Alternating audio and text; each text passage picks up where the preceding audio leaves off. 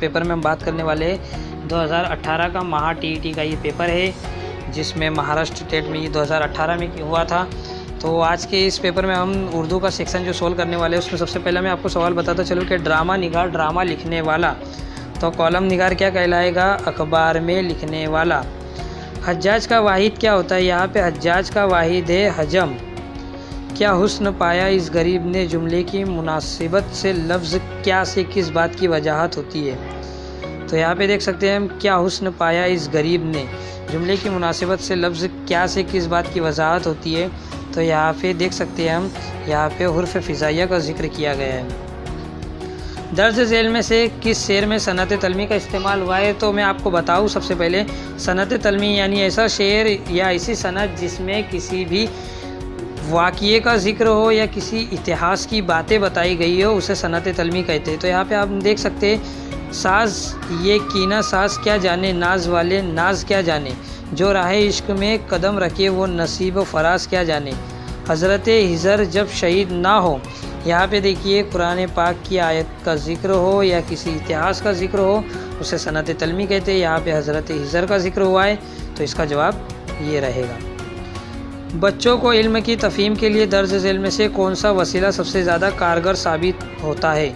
तो यहाँ पे मैं आपको बताता चलूँ कि बच्चों की इल्म की तफ़हीम के लिए सबसे ज़्यादा कारगर साबित होता है समी व बसरी वसाइल, यानी आँखों से देखा हुआ और कानों से सुना हुआ वसाइल, जिससे बच्चे ज़्यादा बेहतर तरीके से सीखते हैं।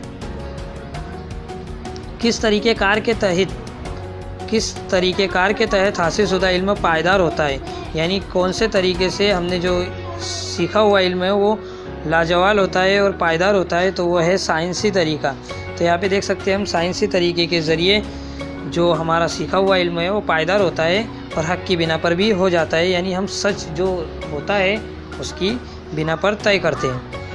इसी के साथ अगला सवाल देखेंगे। यहाँ पे शायरी इक़्तिबास दिया हुआ है कि अपने मुँह से कह रही है साफ़ ये उर्दू ज़बां, मौलिद व मावा है कशूर हिंदुस्तान। इसके अब यहाँ पे देख सकते हैं, दर्ज झेल नज़म का मुताला करें और दिए गए मुतबादिल में से सही जवाब का इंतखाब कीजिए।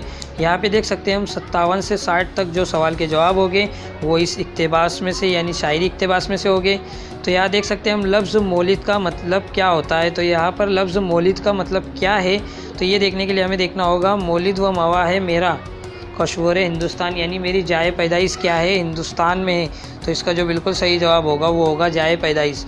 उर्दू ज़बान के पलने बढ़ने का बयान किस बात से वाज़ेह होता है? तो उर्दू ज़बान के पलने बढ़ने का बयान इस बात से वाज़ेह होता है। यहाँ पे देख सकते हैं हम, आफ़ाल हुस्न से यहाँ पे जो हम देख सकते हैं कि यहाँ पे दिया हुआ है, इस आफ़ाल और वाबित रहे खुद निसा किस तरह पैदा हुई, क्यों बड़ी पलकर।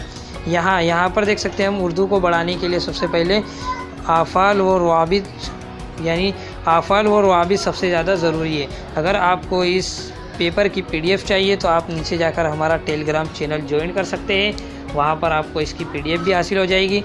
इसी के साथ देखते हैं अगला सवाल, किस मकाम पर उर्दू ज़बान शमा महफिल बन गई है? तो शायराना महफिल में शमा महफिल बन गई है, आशिकों की बन गई है। उर्दू ज़बान की वजह से किसकी अदा फ़हमी के काबिल बन गई है?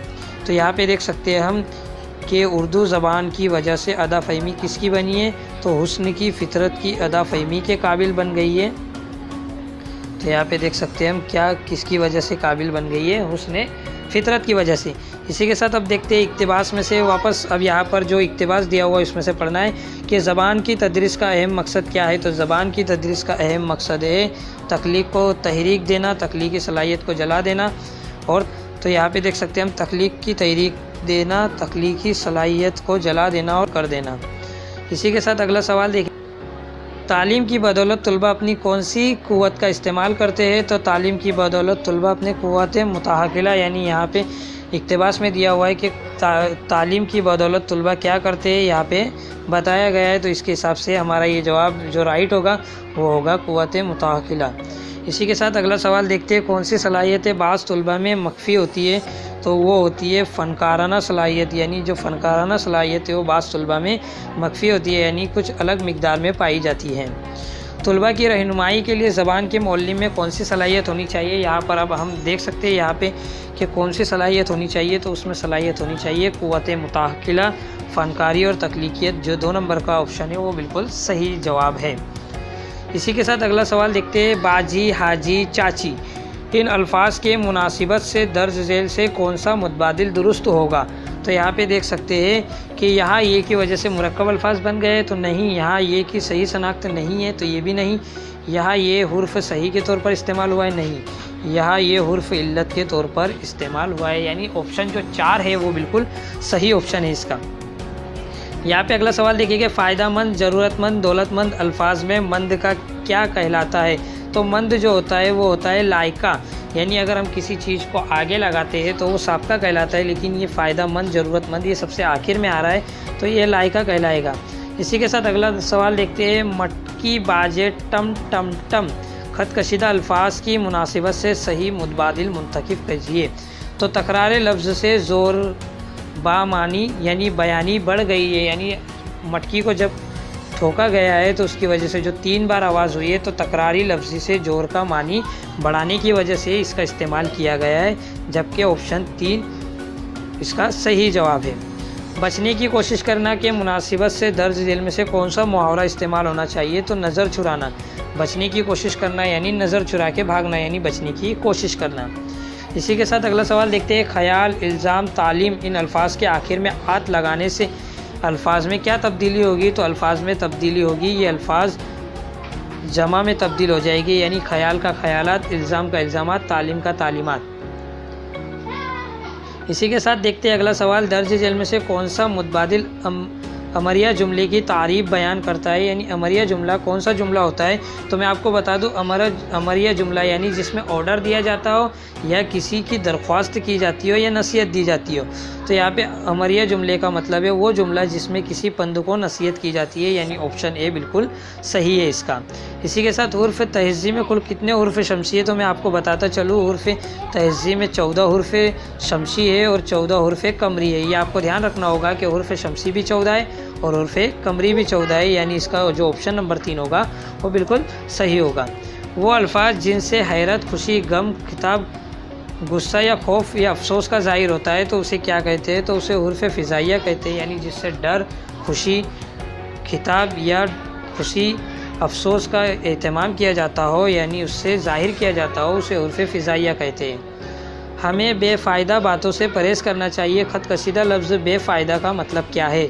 तो बेफ़ायदे का मतलब है ला यकीनी बातों पर हमें परहेज़ करना चाहिए। इसी के साथ अगला सवाल देखिए कि कुछ तो ख्याल कीजिए कि मैंने किस कदर मेहनत की है। इसमें कौन सा लफ्ज़ है? तो इसमें मखलूत लफ्ज़ है, यानी ऐसा लफ्ज़ जो अपना एक फ़ेल दूसरे फ़ेल पर दारोमदार रखता हो वो मखलूत कहलाता है, जिसमें 2 फ़ेल का जिक्र होता है। थोड़ा दूध, थोड़ी शक्कर, थोड़ा और गिलास भर पानी मिल जाए तो फ़ौरन शरबत बना दूँ, इसमें सिफ़त मिक़दारी का जिक्र हो रहा है, जिसमें थोड़ा थोड़ा और बहुत ज़्यादा का जिक्र किया जा रहा है। माँ मुस्कुराई, इसमें कौन से फ़ेल की वजाहत की जा रही है? तो इसमें फ़ेल लाजिम है, जिसमें किसी भी फ़ेल का जिक्र ना हो वो सादा फ़ेल लाजिम कहलाता है।